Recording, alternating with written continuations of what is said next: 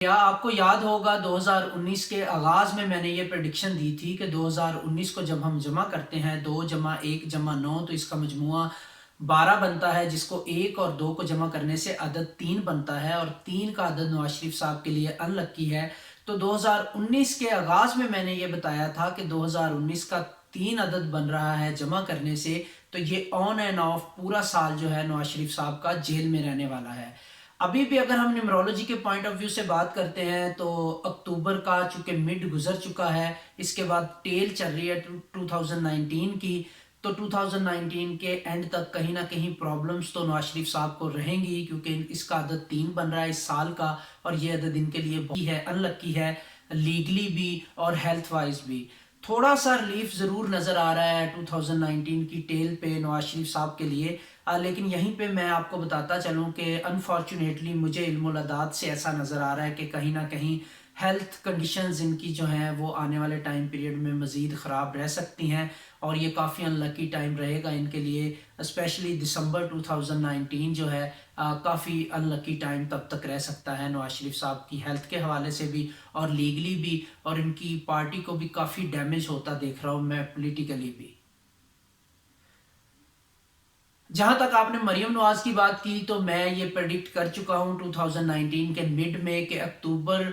2019 के बाद मरियम की बर्थडे आएगी, उसके बाद वो अपने लकी टाइम में एंटर हो जाएंगी। तो पॉलिटिकली अगर मैं देखूं तो थोड़ा सा बेहतर टाइम मिलने जा रहा है मरियम नवाज साहिबा को, जहां पर उन्हें थोड़ा सा पार्टी को ऑर्गेनाइज करने का मौका मिलेगा। वो दोबारा से पॉलिटिकली थोड़ा एक्टिव नज़र आएंगी और कहीं ना कहीं लक उनका साथ दे रही है पॉलिटिकली पार्टी को सेट करने में और लोगों के साथ रवाबत करने में, और पॉलिटिकली अपना जो है कोई नया नैरेटिव बनाने में उनको थोड़ा सा लक सपोर्ट करती हुई नज़र आ रही है। कुछ बेहतर तौर पे वो पार्टी को मैनेज करती हुई नज़र आएंगी आने वाले टाइम पीरियड में, लेकिन बहुत ज़्यादा एक्स्ट्रा ऑर्डिनरी टाइम पीरियड नहीं है जिस पॉइंट ऑफ व्यू से कुछ लोग बातें कर रहे हैं कि पता नहीं मरियम साहिबा जो हैं एकदम से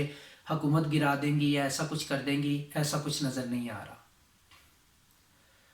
मौलाना फजलुर रहमान साहब की बात करें तो जब मौलाना फजलुर रहमान साहब ने ऐलान किया था 2018 में कि हम लोग इत्तेहाद बनाएंगे और हुकूमत को चलने नहीं देंगे, उस वक्त मैंने ये प्रडिक्शन दी थी अपने यूट्यूब चैनल पर और समा टीवी पर भी ये प्रडिक्शन दी थी कि पहली बात तो ये है कि अपोजिशन इत्तेहाद बनता मुझे नज़र नहीं आ रहा, और अगर कहीं ना कहीं जो बहुत मिनिमम चांसेस हैं कोई एजिटेशन की कॉल दी जाती है या इस तरह का मामला किया जाता है तो उसमें भी गवर्नमेंट को गिराने के चांसेस नज़र नहीं आ रहे खान साहब के लिए, चूंकि 2019 का अदद 3 बनता है जो खान साहब के लिए बहुत लकी है। अगर आपको याद हो तो 1992 जिसमें पाकिस्तान ने वर्ल्ड कप जीता था उसको जमा करने से भी अदद 3 बनता था, तो खान साहब के लिए ये लकी टाइम है, गवर्नमेंट को कोई खतरा नहीं है। और जहां तक रही अपोजिशन इत्तेहाद की बात तो वो पेशगोई भी मेरी ठीक साबित हुई, क्योंकि अभी तक तो अपोजिशन एक जगह पे मुत्तहिद नहीं हो सकी। दूसरी पार्टीज इस्तकबाल का जरूर कह रही हैं मौलाना फजलुर रहमान साहब के,